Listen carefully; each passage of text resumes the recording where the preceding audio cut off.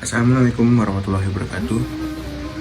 Izin memperkenalkan diri, saya Marcelo Frida dengan NPM 2441010 kelas KPIB semester 3. Di sini saya akan membahas tentang sejarah dakwah, yaitu judulnya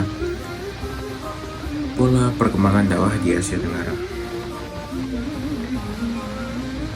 Kalian tahu nggak sih kalau dulu Islam di Asia Tenggara itu bukan datang lewat perang atau penaklukan. Faktanya Islam tumbuh di kawasan ini dengan kedamaian, akhlak, dan kebijaksanaan. Bukan dengan pedang, tapi dengan hati. Dan perjalanan itu dimulai lebih dari 1000 tahun yang lalu di jalur perdagangan internasional Samudra Hindia. Sejak abad ke-7, pedagang muslim dari Arab, Gujarat, dan Persia berlayar ke Nusantara. Mereka singgah di pelabuhan besar, yaitu seperti Persia, Aceh, dan Malaka. Mereka berdagang rempah-rempah, kain, dan logam berharga.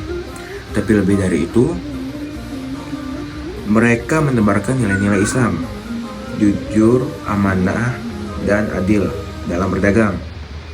Warga lokal melihat perilaku mereka dan mulai tertarik pada ajaran Islam yang damai dan manusiawi. Begitulah Islam menyebar bukan karena kekuasaan, tapi karena keteladanan. Lalu berdirilah kerajaan-kerajaan Islam pertama di Asia Tenggara. Di Indonesia ada Kerajaan Samudra Pasai, yaitu kerajaan Islam pertama di Indonesia, di Nusantara. Disusul dengan Kesultanan Malaka di Malaysia dan Kesultanan Brunei di Kalimantan Utara. Di tempat-tempat inilah Islam berkembang sebagai kekuatan politik, ekonomi, dan budaya. Sultan bukan hanya pemimpin pemerintahan, tapi juga pelindung dakwah. Mereka mendukung ulama dan membalik untuk menyebarkan ajaran Islam ke seluruh wilayahnya. Ketika Islam masuk ke Jawa, ini dengan pola perkembangan dakwah secara kebudayaan, metode dakwahnya itu semakin kreatif.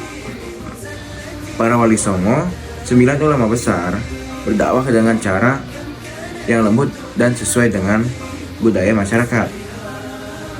Sunan Kalijaga menggunakan wayang kulit dan tembang Jawa untuk mengenalkan nilai tauhid. Sedangkan Sunan Bonang menciptakan lagu-lagu dakwah dalam bahasa lokal. Dan Sunan Kudus membangun masjid dengan arsitektur mirip candi agar masyarakat tidak merasa asing. Inilah yang disebut dakwah bil hikmah, mengajak dengan kebijaksanaan, bukan memaksa.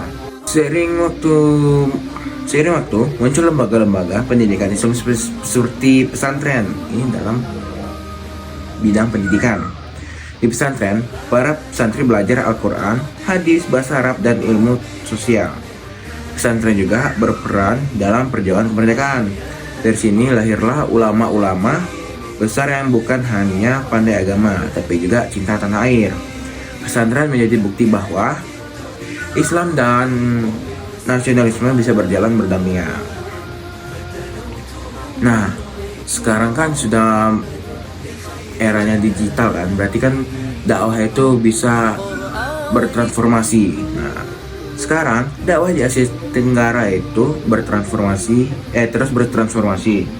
Kalau dulu lewat pelabuhan dan kesenian, sekarang lewat media digital. Ulama muda, konten kreator, dan dai berdakwah lewat TikTok, YouTube, podcast, dan media sosial lainnya.